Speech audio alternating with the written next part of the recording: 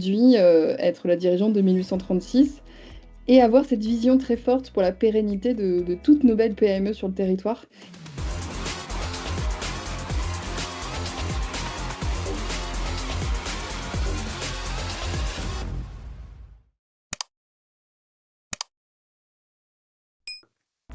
Bonjour Caroline, comment tu vas? Bonjour Stéphane, eh ben, écoute très bien ce début d'année. Super, je suis ravi de t'accueillir dans cette capsule. On va parler de ton activité et puis des thématiques qui t'intéressent dans l'accompagnement des entreprises. Tu vas nous raconter un petit peu ton parcours d'abord et puis ensuite on va explorer ton univers professionnel et ton accompagnement. Est-ce que tu peux nous présenter rapidement ton parcours et qui tu es? Avec plaisir, eh ben, merci en tout cas à Sybille de me donner l'opportunité d'évoquer ces sujets pour nos PME. Donc moi je suis une petite fille d'entrepreneur, d'industriel et j'ai toujours aimé ça, aller dans les PME, être au contact sur chaîne. J'ai un parcours un peu étonnant, je suis passée par une prépa, une école de commerce. Et puis j'ai rejoint des grands groupes de l'agroalimentaire dans lesquels je travaillais assez souvent dans ces PME. Et après 7 ans, j'ai eu l'opportunité de me lancer, moi aussi, en tant que dirigeante. Et aujourd'hui, je vous parle de cette expérience, en fait, 2 ans et demi après. Malheureusement, j'ai vécu ce qui peut arriver à chacun d'entre nous, dirigeants, dirigeantes, puisque ma société a dû s'arrêter Hmm. à cause d'un malheureux événement, puisque mon associé est parti du jour au lendemain. Et en fait, cette criticité, enfin, cet élément difficile, j'ai tenté d'en faire une force pour aujourd'hui être la dirigeante de 1836 et avoir cette vision très forte pour la pérennité de toutes nos belles PME sur le territoire. Et je tiens vraiment à ce sujet de territoire parce que derrière, il y a de l'humain, il y a des savoirs, il y a des hommes et c'est vraiment un enjeu assez important Hmm. pour le futur. Super. Bon, on se connaît un petit peu, hein, Caroline, ça fait un petit moment qu'on a l'occasion de se croiser. Et c'est vrai que l'humain, la relation et apporter de la valeur à l'autre transpire énormément à la fois de 1836, ton entreprise, et puis aussi de ton parcours, de ton vécu. Donc, on est ravis de pouvoir en parler avec toi. Tu vas nous présenter quels sont les enjeux qui attendent nos dirigeants français. Eh oui, alors gros sujet puisque on le sait de par les enjeux politiques, géopolitiques, enfin en tout cas les crises se succèdent et sont pas les mêmes. Mm. Il y a quelques chiffres clés qu'on connaît peu et dont on parle peu. Aujourd'hui, 25% de nos dirigeants en France ont plus de 60 ans. Ouais. Et donc évidemment, on est tous ravis d'avoir ces sociétés qui sont pérennes, qui se transmettent. Mais c'est aussi un enjeu pour 750 000 salariés qui, dans les futures années, risquent de perdre leurs emplois. Pourquoi? Parce que la machine de la transmission est malheureusement un peu en panne. Ouais. Il y a des enjeux d'anticipation qui ne sont pas pris en compte. Et malheureusement, enfin, je parle de cet enjeu de transmission qui est clé, mais se rattache à ça aussi certains enjeux liés aux défaillances d'entreprise, Ouais. liés aussi notamment à des enjeux de matières premières qui augmentent, à des problèmes de recrutement. Et on voit à travers tous ces sujets que nous, dirigeants, hein, au Mm. quotidien, on doit être un véritable MacGyver avec Ouais. un panel d'outils en fait, à maîtriser sur lesquels on doit naviguer au quotidien, que ce soit la RH, la finance, les fournisseurs, les clients. Et tous ces points en fait, rejoignent le Mm. pourquoi de on travaille sur ces enjeux de pérennité pour nos PME. Ouais, c'est très important et c'est très juste. On est au four et au moulin, on fait plein de choses. Parfois, par passion, on va trop loin, on fait des efforts importants. Et quand on n'est pas structuré, quand on n'a pas la chance d'avoir une équipe ou d'avoir peut-être même aussi la couche managériale qui va bien, ben, on est un petit peu en risque. On se met en risque, paradoxalement. On veut créer une dynamique, on veut développer une entreprise. Mais nous, dirigeants, parfois, on crée des phénomènes de risque. Et tu vas nous parler d'ailleurs, pour éviter ces risques, tu vas nous parler, tu disais le terme transmission, mais il y a aussi partage d'informations, mise en commun, il y a plein d'éléments qui sont connexes à tout ça. Est-ce que tu peux nous expliquer quels sont les enjeux et les problèmes auxquels 1036 précisément répond? Oui, alors en fait, on va traiter de 16 dimensions au sein de l'entreprise. Comme tu le disais à l'instant, les dirigeants sont de véritables chefs d'orchestre. Ouais. Et ce point clé, en fait, c'est d'apporter plus de clairvoyance, sur des risques, des opportunités. Alors ça peut être à travers des sujets de cybersécurité, où on va poser des questions notamment sur est-ce que c'est un sujet que vous avez déjà enclenché, Ouais, quel est votre niveau de maturité, est-ce que vous êtes accompagné et si oui, est-ce que votre partenaire est proactif. Et donc, à ouais, travers ces quelques questions, déjà, on peut voir quels sont les sujets critiques, en fait, quelle est la maturité du dirigeant et de la société sur ça. Alors là, c'est une petite dimension, hein, la sécurité mmh, informatique, mais qui est assez importante parce que la clé derrière chacune de ces questions, c'est est-ce que c'est critique pour la pérennité à très long terme de la société, ouais, ou à court terme d'ailleurs. Ça peut être aussi sur des enjeux notamment de clients, de fournisseurs. Comme je le disais précédemment, on a aujourd'hui des sociétés qui sont en défaillance. Donc, est-ce que mmh, nos principaux fournisseurs, est-ce que nos clients ont ce risque de défaillance? Comment on peut capter en tout cas ces éléments? Si vous avez un fournisseur évidemment qui vous appelle depuis le dernier trimestre pour vous demander de payer plus rapidement certaines factures, voilà, il y a certains éléments clés qu'on peut aller capter. Et donc l'enjeu de 1836, c'est ça, à travers ce diagnostic pérennité et des entretiens, puisqu'on reste, ça reste de l'humain en fait, ouais. de pouvoir capter ces éléments.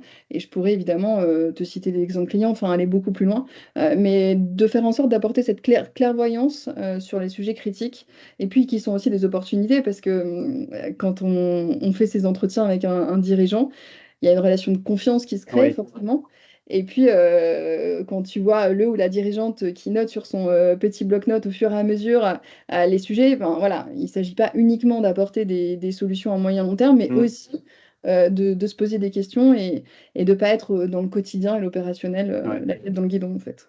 Mais le rôle principal le premier objectif de 1836, c'est d'identifier en fait ces sujets et ces points clés. Pour vous donner un exemple, dans une PME industrielle dans la peinture, après notre passage, le dirigeant s'est rendu compte qu'il avait trois personnes qui étaient clés. Donc, c'est quoi une personne clé? C'est de pouvoir identifier qui est-ce qui a des savoirs qui sont non maîtrisés aujourd'hui par d'autres personnes. ouais, Si ma coloriste part demain, comment je fais en fait pour la remplacer du jour au lendemain? Est-ce que quelqu'un est capable de reprendre le sujet?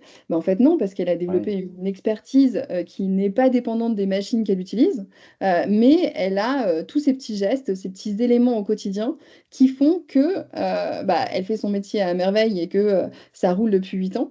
Mais comment faire en sorte qu'il y ait une continuité opérationnelle? Et ça, on peut le traiter à plusieurs niveaux. Une autre personne clé est souvent aussi à la production, ouais, qui est-ce qui, par des gestes très automatiques, qui n'ont pas été transmis, puisque 80% des informations sont tacites, donc sont bloquées dans notre tête, mmh.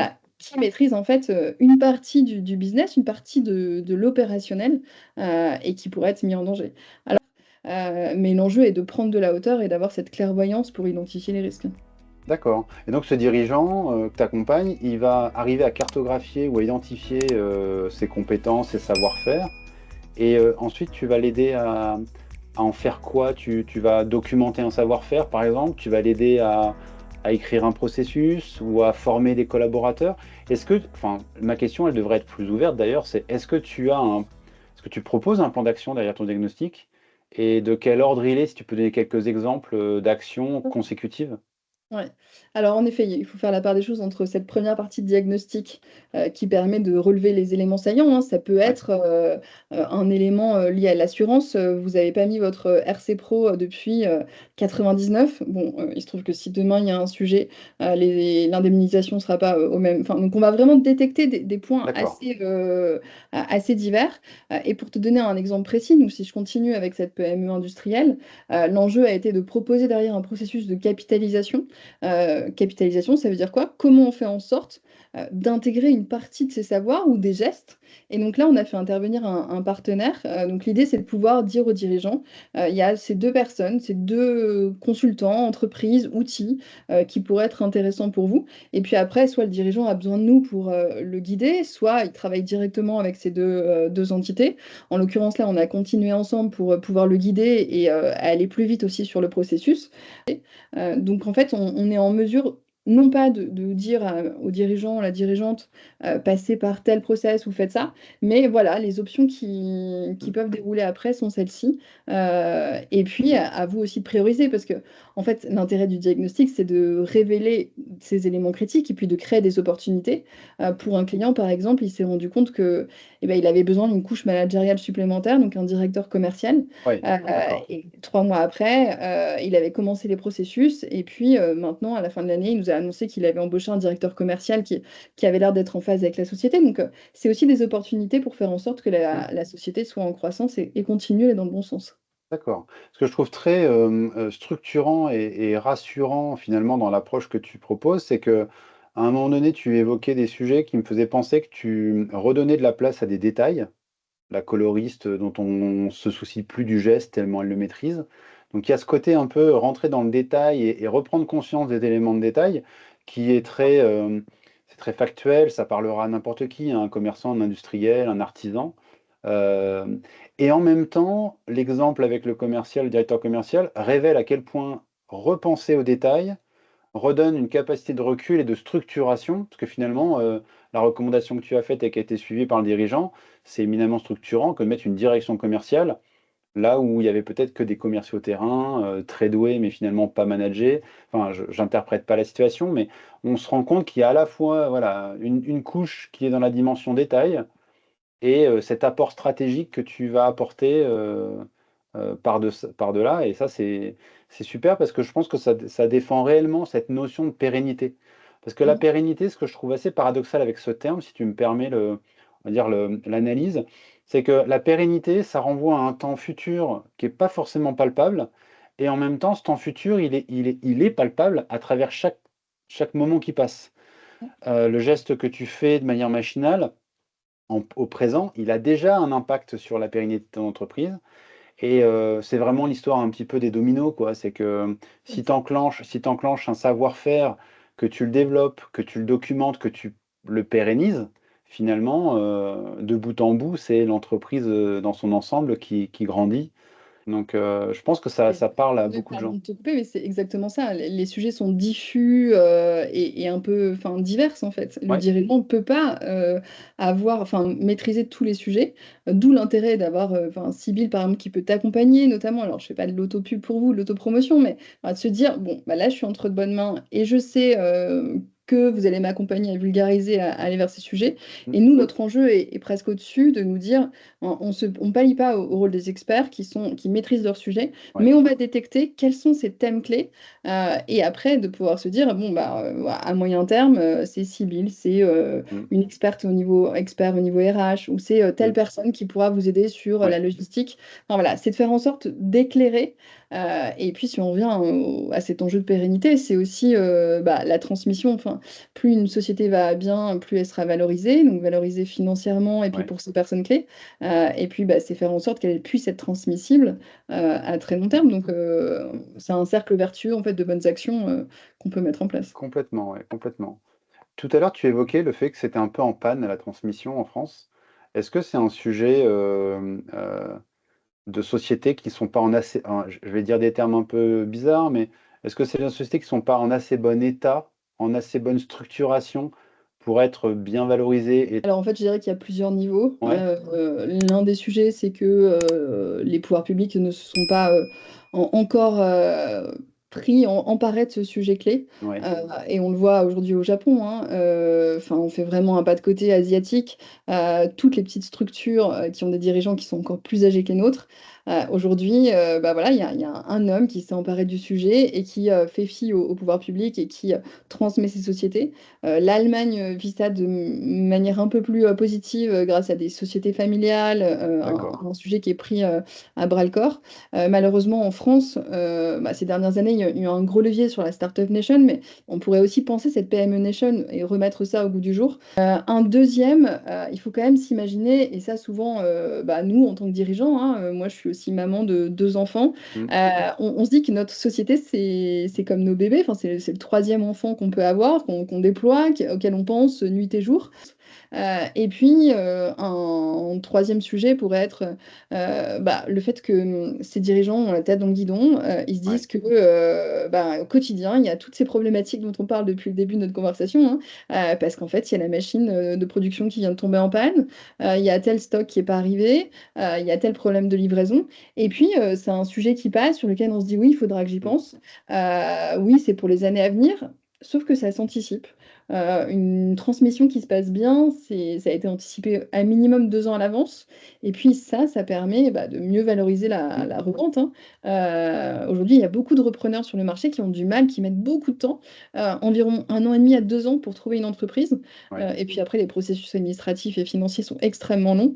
Donc voilà, il y a pas mal de choses qui s'entrecoupent ici à ce niveau. D'accord. On va parler d'un pôle de psychologie parce que ce que tu dis me fait penser que le processus que tu proposes de diagnostic et de recommandation sur la transmission, j'imagine qu'elle met en œuvre, des processus, très concrets.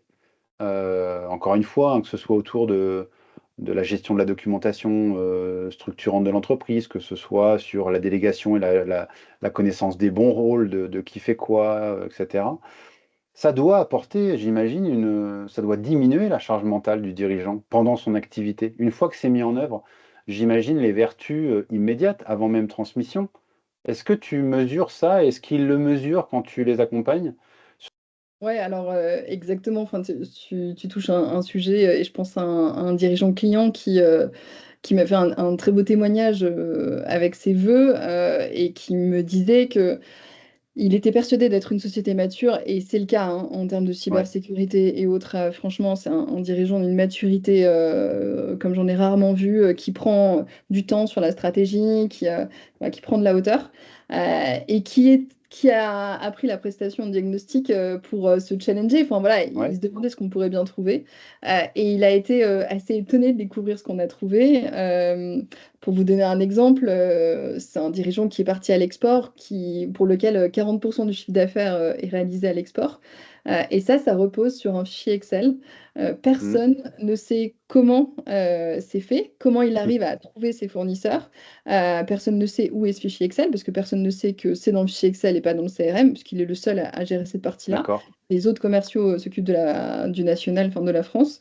Et en fait, on a quand même ce dirigeant qui est passé à travers une cyberattaque il y a 2 ans, le 26 décembre, où il s'est Le rien passé bienheureux. parce que clairement, un niveau de maturité, comme je vous le disais, assez impressionnant, et qui pourtant se rendait pas compte que, alors ça c'est un des éléments, hein, qu'on a détecté, Mmh. mais que si demain en fait il pense pas à mettre une personne bis sur ce sujet, à minima à partager comment il a réussi à aller chercher le Mexique, la Pologne, l'Irlande sur des fournisseurs avec une technique Ouais. commerciale très, très maligne en tout cas, voilà, c'est 40% du chiffre d'affaires qui disparaît. Donc je ne sais pas si je m'éloigne ou pas de la réponse à la question, mais il y a tous ces sujets clés, stratégie opérationnelle, Ouais. qui s'entrecoupent et qui fait qu'aujourd'hui, ça l'aide dès maintenant et puis ça lui permettra aussi de se dire que ça, il pourra le transmettre aux Mmh. repreneurs. OK, bah, super. Mais je pense qu'effectivement, tu as répondu à la question, hein, tu as rappelé le sujet du micro détail, on intervient dans le détail et on amène de la hauteur et ce que j'ai pas de mal à comprendre du tout, c'est que ça soulage, en tout cas, ça optimise. Ce qui est intéressant dans ce que tu proposes, c'est que ça semble optimiser immédiatement une situation, avec un objectif de transmission, mais finalement, l'objectif, n'est que l'objectif. Toi, tu vas agir sur des choses qui vont pouvoir, améliorer au quotidien, la communication, la collaboration, la connaissance et cetera. Donc, j'ai envie de dire, si le graal, c'est de transmettre, c'est pas au moment de la transmission qu'on voit la valeur de ce que tu apportes et ça, je pense qu'un dirigeant, il l'interprétera aussi comme une comment dire? Une pression en moins, une inquiétude en moins, Ouais, l'idée, c'est la pérennité. Enfin, quoi qu'il arrive, souvent ce ouais. que je dis, c'est nous, notre enjeu, c'est que ça continue quoi qu'il arrive. Si tu me permets, on peut faire un petit focus sur la cybersécurité et tous les risques numériques que tu peux, du coup rencontrer, dans ton diagnostic. Qu'est-ce que tu perçois des entreprises? Est-ce que tu perçois qu'elles sont très conscientes que c'est un nouveau risque majeur? Est-ce qu'elles sont encore, alors j'imagine que ça dépend beaucoup du domaine d'activité, mais est-ce que tu perçois, une conscience particulière ou une inconscience particulière? Alors, ta question est diverse. Je pourrais pas y répondre de manière globale parce que je vois des dirigeants matures sur ces sujets, Ouais, d'autres qui en prennent conscience. Nous, le message, c'est de leur dire, si vous n'avez pas encore mené d'action, sachez qu'il est déjà trop tard, en fait. Enfin, ouais, les risques sont déjà là. Donc ça, c'est le point, en tout cas, sur lequel on passe ce message. Euh, L'avantage, c'est que, à l'inverse du sujet de transmission d'entreprise, le sujet de cyberattaque a été assez porté par les parties prenantes. ouais. On peut voir hein, quand on est invité à des événements à la CPME, au MEDEF, à la CCI. Enfin, voilà, il y a deux sujets clés sur lesquels la Mm. pédagogie passe en ce moment, c'est la cybersécurité et l'IA. Donc on va dire que ça devient un sujet presque normal, donc ce qui est génial parce que c'est intégré. Mm. Par contre, sur le passage à l'action, je trouve que les sociétés sont encore très naïves Mm. en disant bon, on a notre administrateur réseau, il nous a dit que c'était pas la peine, qu'on gérait. Et nous, en fait, l'enjeu, c'est de poser des questions, ces petites questions qui dérangent. Est-ce que vous avez mis en place des actions l'année précédente sur ces sujets? Est-ce que enfin, en tout cas, votre expert sur ces sujets est proactif, vous propose des choses, ou est-ce que c'est vous qui êtes à l'initiative? Enfin voilà, est-ce qu'il est Ouais. ou pas rattaché à l'ANSSI? Enfin, quels sont les petits éléments qui permettent d'éclairer et de se dire que vous pourriez aller peut-être un peu plus loin? Aller dans ton sens et terminer par une anecdote client. On a Ouais. travaillé avec un leader sur un secteur que je pourrais pas citer parce que sinon il se reconnaîtrait, mais et il y a 15 ans, leur salle d'archives a brûlé. Et c'est Ah, ouais. cet élément, en fait, enfin voilà, c'était pas la totalité, c'était qu'une partie, ils ont su gérer à temps, mais cet élément qui leur a permis de passer à l'action et de se digitaliser. Ouais. Aujourd'hui, s'ils sont leaders 15 ans après, c'est parce qu'ils se sont digitalisés parmi les premiers. À l'époque, c'était une Inepsif dans leur secteur d'activité. Et D'accord. aujourd'hui, je te rejoins pleinement sur ces enjeux de souveraineté.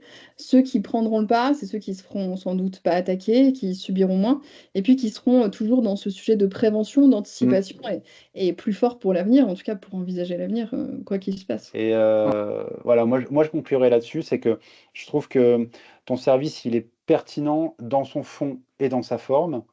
Sa forme rejoint, l'approche que l'on a sur la cybersécurité, donc on peut être que sponsor de ça et j'espère que, ceux qui ont vu la capsule, ceux qui ont entendu ton discours, percevront bien l'intérêt de commencer maintenant à faire évoluer une situation dans l'intérêt d'un futur qui, sera le plus loin possible ou le meilleur possible.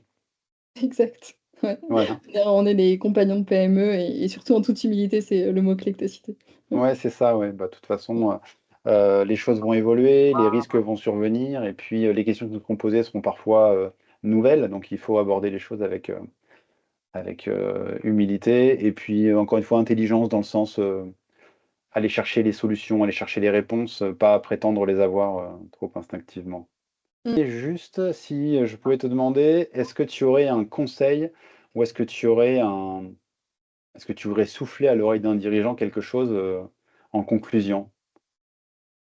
Alors j'avais un peu préparé si tu me posais la question et je pensais que tu allais me la poser avec un axe cyber, donc je vais peut-être répondre aussi sur cet enjeu cyber. Tu peux, je voulais pas Euh, t'enfermer dans un ah, sujet, mais n'hésitez tu es libre de faire, comme tu le souhaites. Ouais, n'hésitez pas, dirigeants, dirigeantes, à faire en sorte d'avoir à côté de vous, alors que ce soit sur la cyber d'ailleurs et les autres sujets, des personnes qui savent vulgariser, parce que c'est important pour vous de comprendre ces enjeux, ce que ça fait aussi pour le futur. Ouais. Et je pense que ce sujet de vulgarisation est très important pour voir en 360 ce qui se passe sur la cybersécurité, qui est un univers qui peut parfois se révéler complexe.